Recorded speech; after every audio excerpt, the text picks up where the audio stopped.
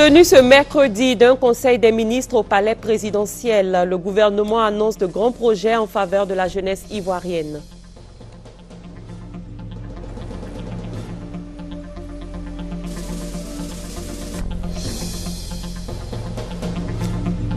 La Côte d'Ivoire fait des progrès. Le pays a gagné des points auprès de la Banque mondiale. L'instance internationale vient de rendre public son dernier rapport d'évaluation des politiques et institutions des États africains.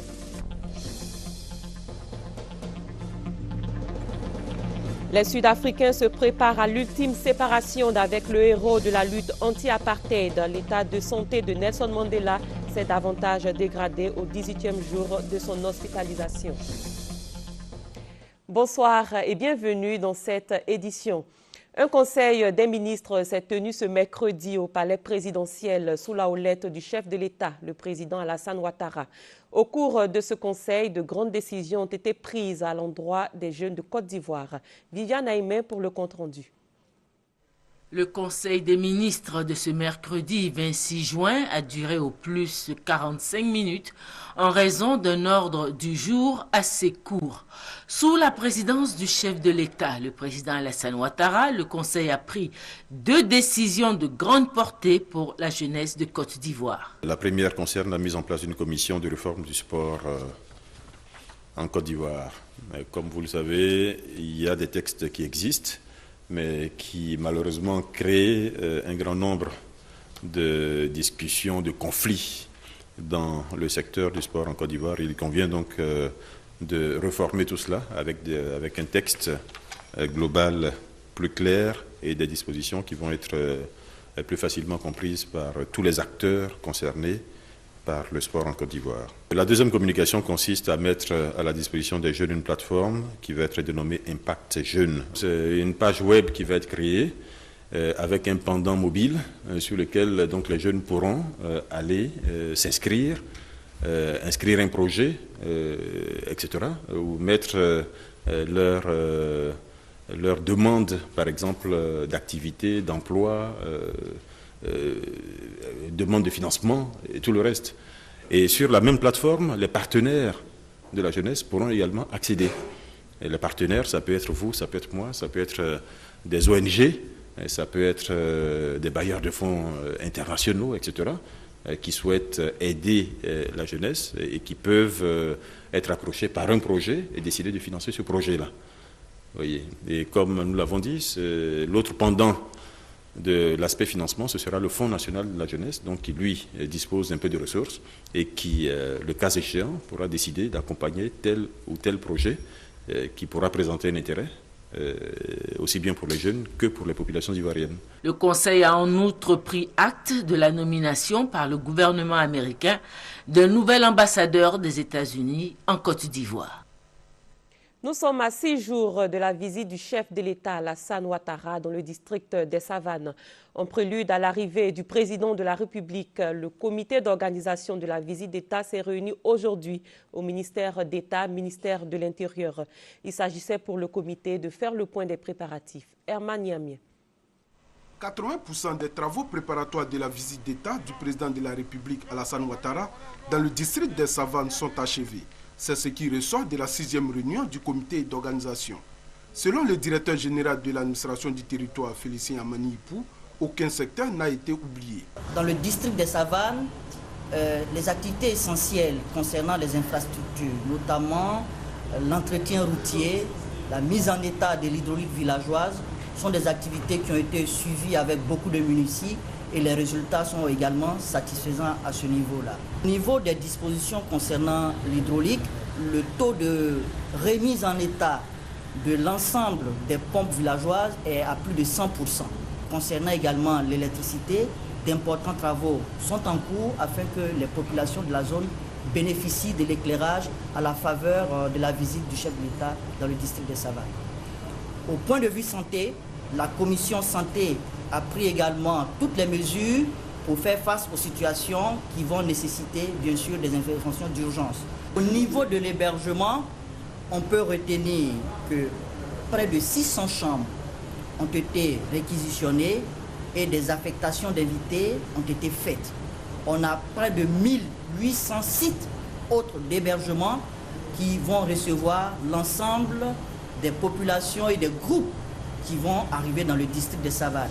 Le comité d'organisation de la visite d'État du président de la République dans le district des Savanes invite les populations à se mobiliser afin de faire de cette visite un moment historique. La commune de Boundiali attend également avec beaucoup d'impatience la visite du président de la République. 2 villages au cœur de la ville comptent bien rattraper leur retard à l'issue de l'arrivée du chef de l'État. Leur cri de cœur avec Eugène Atoubé. À la vérité, les femmes de Boundiali, les jeunes et l'ensemble des populations placent toute leur espérance en la nouvelle équipe municipale. Ils attendent de voir la matérialisation des promesses de campagne. Population citadine et rurale comme celle du village de Nondara, à 3 km de Boundiali, expriment la même attente. On demandera par exemple au maire de nous fournir de l'eau potable pour une population qui compte pratiquement 2000 habitants. Ici, vous avez 7 quartiers et je vous assure que la seule pompe que nous avons est programmée de sorte que chaque quartier a un jour pour aller puiser de l'eau. Et c'est comme ça que ça tourne depuis des années. À quelques 200 mètres du village, voilà station d'eau. À quelques 300 mètres du village, voilà qu'on appelle la porte de CE. Bon, nous-mêmes, on ne comprend plus rien. L'État ivoirien nous avait oubliés. Nous-mêmes, on ne sait pas si nous, on est ivoirien ou pas. On se demande. Même simple, nous, instituteurs, ne peuvent pas venir dormir au village ici. Moi, je leur donne raison. Voici Tambogo Samangoso, autre village de la commune de Boundiali. Dans cette contrée accessible par voie bitumée, tout respire la misère et l'amertume. Et pourtant, ce village abrite le poste haute tension, l'alimentation de tout le département de Boundiali jusqu'à Kouto en électricité. Autre paradoxe, il est traversé par le fleuve Bagoué à partir duquel Boundiali est servi en eau potable. La question de l'eau et de l'électricité à Boundiali, des réalités drues et sèches sur lesquelles le maire est attendu. Réalités qui constituent également les préoccupations des populations qu'elles vont soumettre au président de la République lors de sa visite. Les défis qui se posent à nous, c'est des défis qui ne peuvent pas forcément trouver leur solution au niveau local. C'est des solutions qui ne peuvent pas être trouvées forcément au niveau national. J'ai la chance de voyager beaucoup. J'ai dit que c'est une chance pour notre population. On essaiera de mettre cela à profit pour apporter tout ce qui peut aider nos populations à sortir de la pauvreté. Le sentiment que donnent les populations à la veille de l'arrivée du président de la République dans la région de la Bagoué est celui d'attente trompée, chose compréhensible au regard de l'énormité des besoins dans cette région à tous les niveaux du développement. La Côte d'Ivoire gagne des points auprès de la Banque mondiale. Dans le dernier rapport de l'institution internationale sur l'évaluation des politiques et institutions des États africains, le pays passe de 2,9 en 2012 à 3,1 en 2013. Ces 2 points supplémentaires vont permettre à la Côte d'Ivoire de bénéficier de plus de fonds pour investir dans des secteurs comme l'administration publique, la santé et l'éducation. Fatou Fofana nous en parle. Résultats positifs pour la Côte d'Ivoire. Le rapport d'évaluation des politiques et institutions des États africains de la Banque mondiale, CPIA, vient d'être officiellement présenté. La Côte d'Ivoire fait un bond de 2 points par rapport à l'an dernier. Et ceci peut se traduire et devrait se traduire par l'amélioration des services de santé, l'amélioration des services d'éducation, une meilleure sécurité, une protection sociale accrue. Plus un pays a de bons points, plus il bénéficie de fonds à 0% d'intérêt pour financer son développement. En Côte d'Ivoire, des progrès ont été faits dans plusieurs domaines, notamment l'égalité des genres et la gestion économique. Mais beaucoup reste encore à faire. 1. La question de l'inclusion sociale. 1. La question de l'accès aux finances. Renforcer l'égalité de genre. La sécurité sociale reste un agenda important. Vous avez des personnes vulnérables qui n'ont pas de protection sociale. Et pas seulement elles, mais c'est répandu donc en Côte d'Ivoire. Le CPIA est une évaluation annuelle réalisée dans les pays en voie de développement depuis 1980. Il couvre 16 grands indicateurs de développement portant sur 4 domaines. La gestion économique, les réformes structurelles, les politiques d'intégration sociale et d'équité et la gestion du secteur public. Parlons à présent de gestion du pouvoir public. Comment le citoyen peut-il exercer un contrôle sur l'action publique? La question a fait l'objet d'échanges hier entre un expert en gouvernance et démocratie et la société civile. C'est une initiative de l'ONG Agir pour la démocratie, la justice et la liberté en Côte d'Ivoire. Léon Brou. Une école doit être construite dans une certaine localité et les fonds sont dégagés pour la construction de cette école. Et sur des papiers, l'école est construite et en réalité l'école n'existe pas. Et les moyens qui ont été décaissés pour cette école, on ne retrouve pas ces moyens. Ce constat, lorsqu'il est fait, le citoyen a le droit de dénoncer les faits. C'est cela, exercer le contrôle citoyen de l'action publique.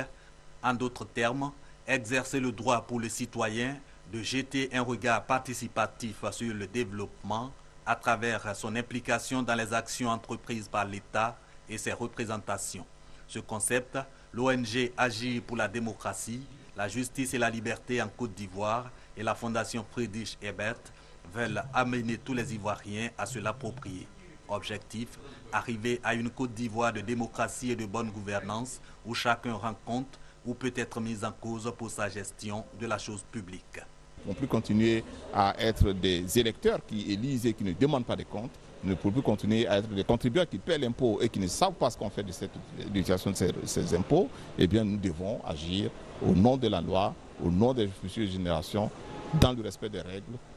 Aux membres de la société civile ivoirienne, participant au présent atelier, ont été enseignés les principes du contrôle de l'action publique, les outils pour l'exercice de ce contrôle et les voies de protection du citoyen.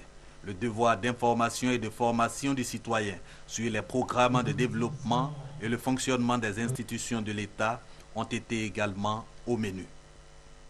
Fini la phase de sensibilisation, c'est désormais le début de la phase répressive de l'opération de salubrité des flancs du district d'Abidjan. Première destination, la commune de Yopougon, où des centaines de personnes ont déjà été interpellées. Francis Boifou. Après 10 minutes d'échange houleux entre cet agent de la brigade de la salubrité urbaine et cet ébéniste exerçant à Yopougon premier pont, Kamaté Lanzeni reconnaît les faits. Il lui est reproché d'avoir rendu insalubre l'espace vert en bordure de l'autoroute du Nord. 10 000 francs CFA, c'est l'amende payée par le contrevenant. Ça me fait mal, mais c'est à moi maintenant des choses comme on appelle des subventions devant chez moi, ceux qui veulent verser les gagnants de les subventions maintenant. Bon, ça m'apprendra en tout cas. Ou bien il paye l'amende sur place, nous faisons un reçu, ou bien il va payer au niveau de l'Agence nationale de la salubrité urbaine à la régie. Plus loin, c'est le tour de Dame Koné Hélène de recevoir sa contravention pour n'avoir pas maintenu son cadre de vie propre. Si cette femme est favorable à l'idée selon laquelle le pollueur doit payer, elle crie à l'injustice. Que la brigade de la salubrité prenne son temps pour mener ses enquêtes normalement pour voir ceux qui polluent. Parce qu'on ne peut pas venir trouver quelqu'un qui est en train de vendre à côté et qui va être en même temps le pollueur. Parce que lui, il cherche de l'argent, il vend de la nourriture. Et il a besoin de se débrouiller dans la vie, mais il ne va pas se permettre de salir son environnement qui lui donne à manger.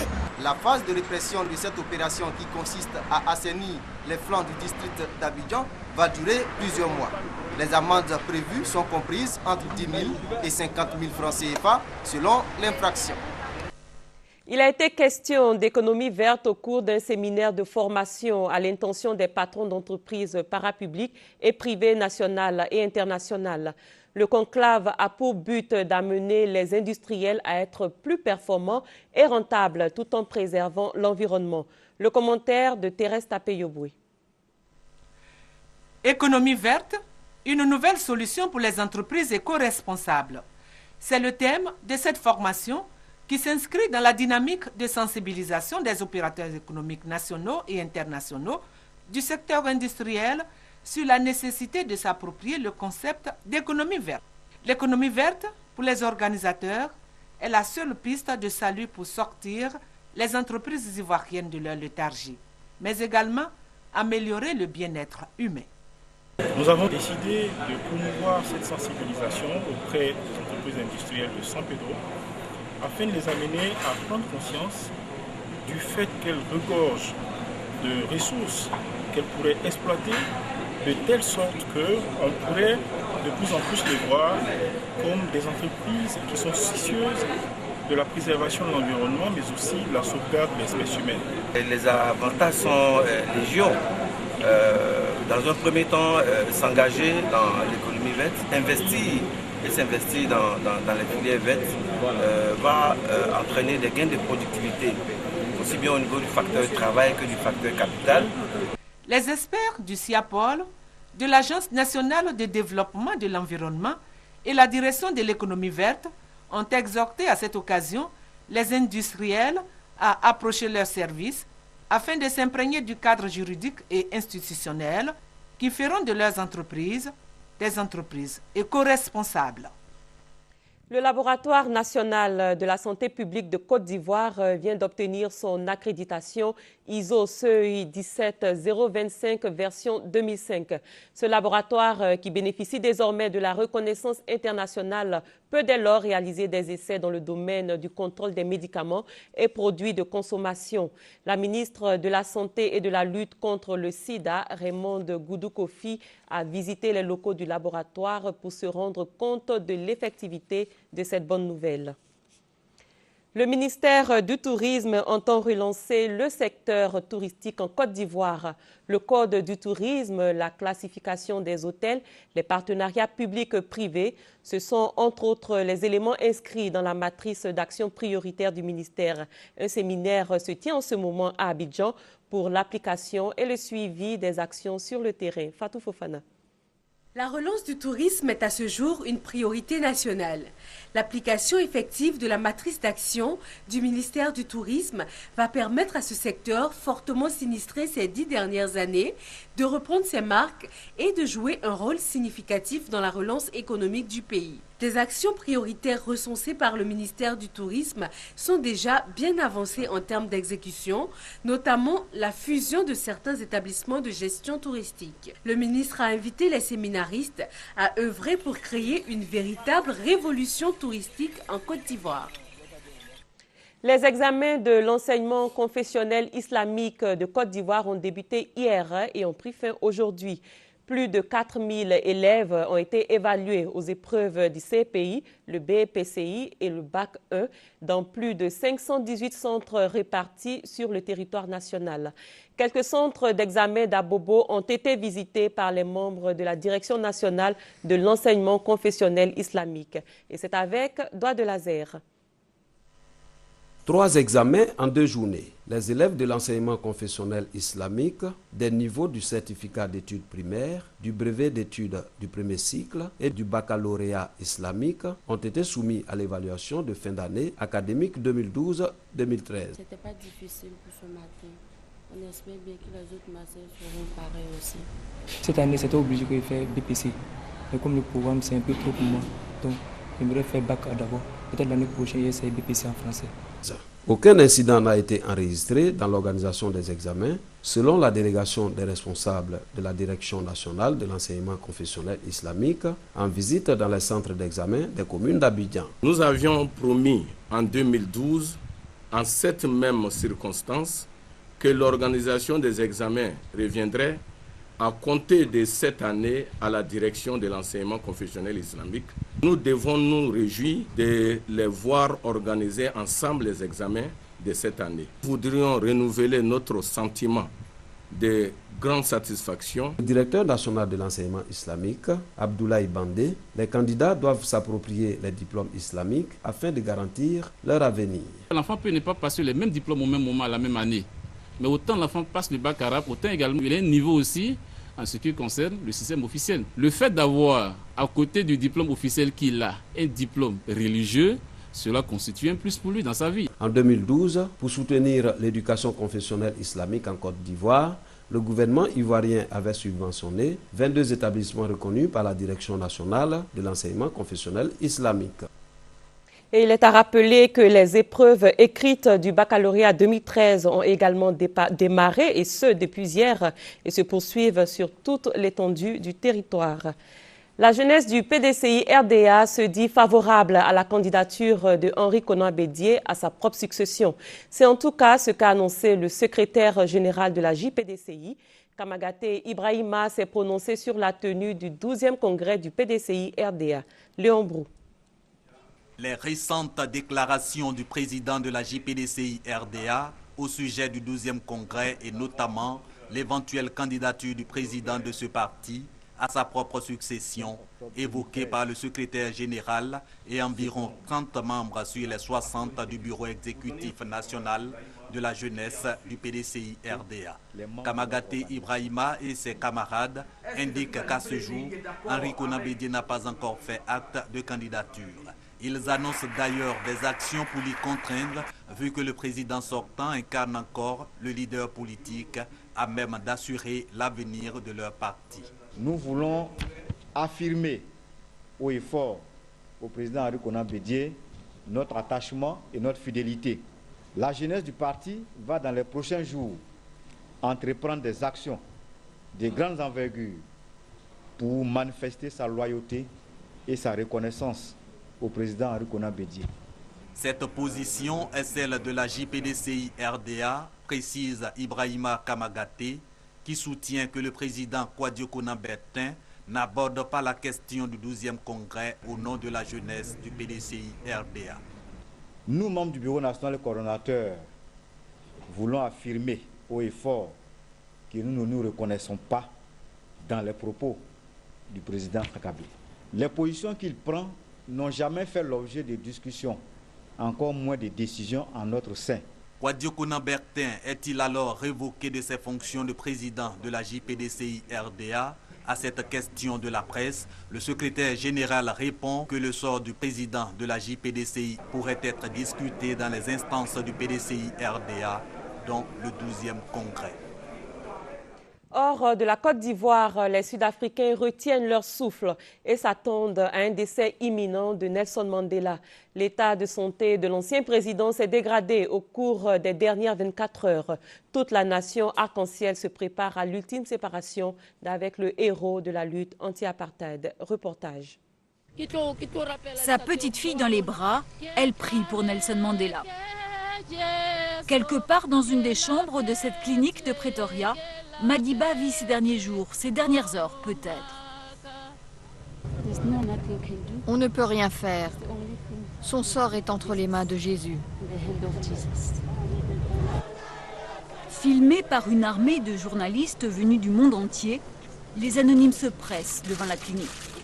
Des fleurs, un mot, une photo, quelques minutes de recueillement, leur dernier hommage aux héros de la lutte anti-apartheid. Désormais, c'est toute l'Afrique du Sud qui se prépare à l'inexorable. Si Madiba n'est plus en mesure de profiter de la vie, s'il a besoin d'une assistance pour vivre et qu'il ne peut plus rien apprécier, alors je crois que Dieu doit prendre la décision d'abréger ses souffrances. Les visites se multiplient. Ce mercredi, ce sont les aînés de son clan qui devaient se rendre à son chevet. Une décision prise 24 heures plus tôt lors du conseil de famille qui s'est tenu à Kounou, le village où Nelson Mandela a passé les plus belles années de son enfance. Aucun membre de la famille n'a voulu faire de commentaires, mais des rumeurs évoquent des dissensions sur le site retenu pour accueillir sa tombe, Kounou, ou son village natal, là où son petit-fils Mandela entretient un projet de mémorial. Les Sud-Africains, eux, souhaitent une seule chose, que Madiba parte paisiblement.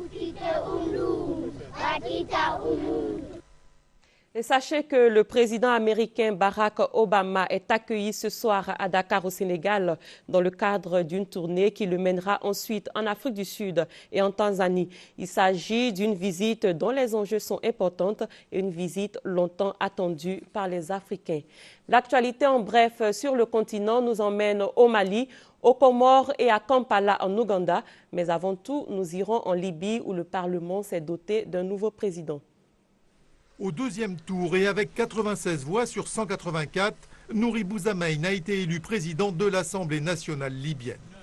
Pour la première fois, c'est un député indépendant de surcroît à Mazig, une communauté qui représente 10% de la population qui est élue à un tel poste. Il succède à Mohamed Megariev, poussé à la démission car collaborateur de l'ancien régime Kadhafi.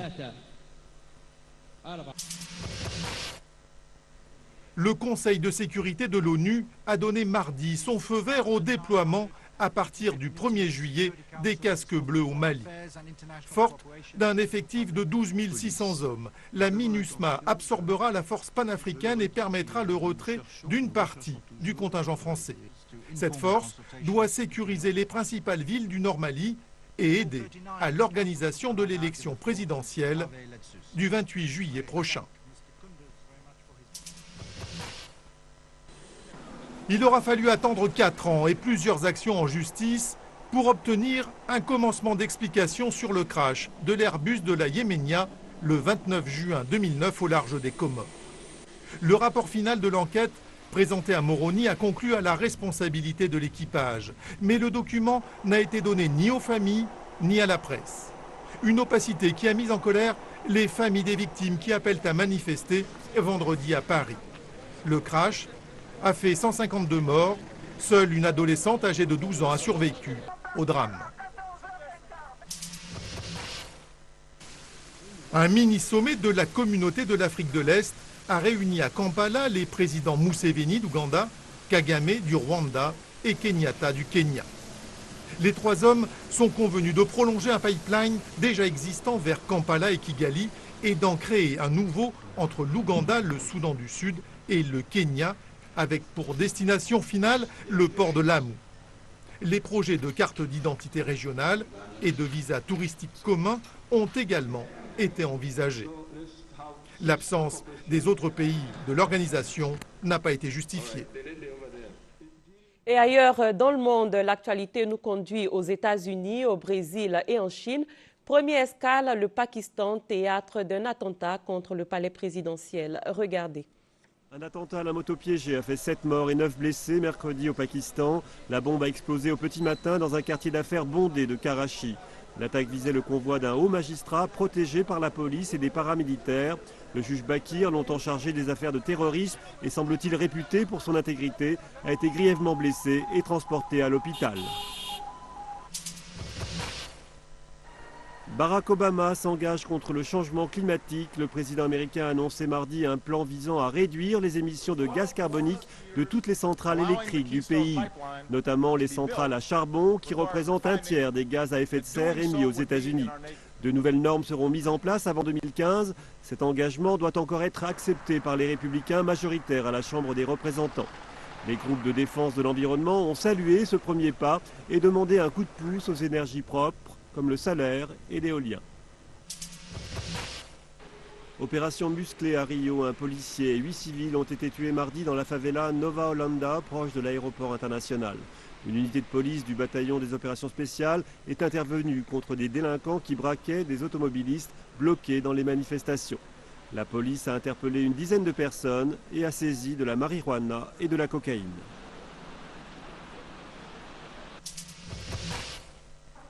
La Chine a conclu avec succès sa plus longue mission habitée dans l'espace. 3 astronautes, dont une femme, ont atterri mercredi dans la steppe de Mongolie après 15 jours en orbite autour de la Terre. Lancé le 11 juin par une fusée longue marche depuis le désert de Gobi, le vaisseau Shenzhou 10 s'est arrimé 2 fois au module spatial Tiangong. Pékin a qualifié le vol d'importante victoire d'étape vers la réalisation d'une station spatiale chinoise à l'horizon 2020.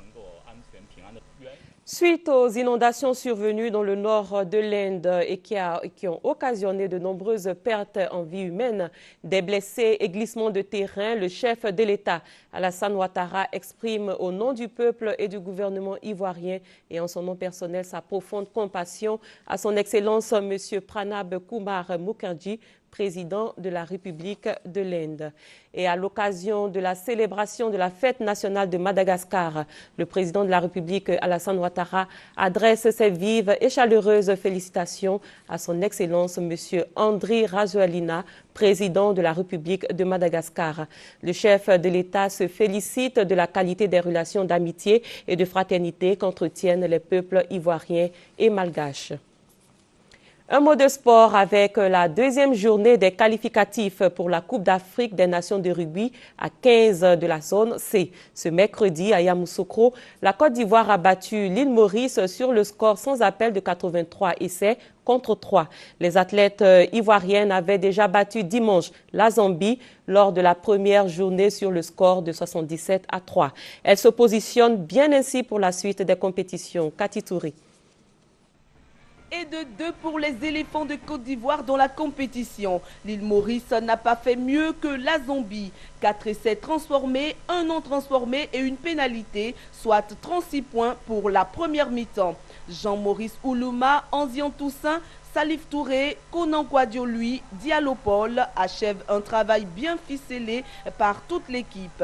L'île Maurice ne s'offrira que 3 points sur une pénalité avant la pause.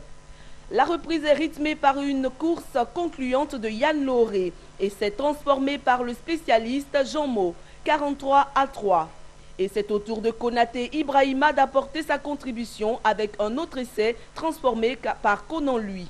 Et puis cet incident, sur le point de signer un autre essai, Yoboué Marc est victime d'un choc à la cheville nécessitant son évacuation.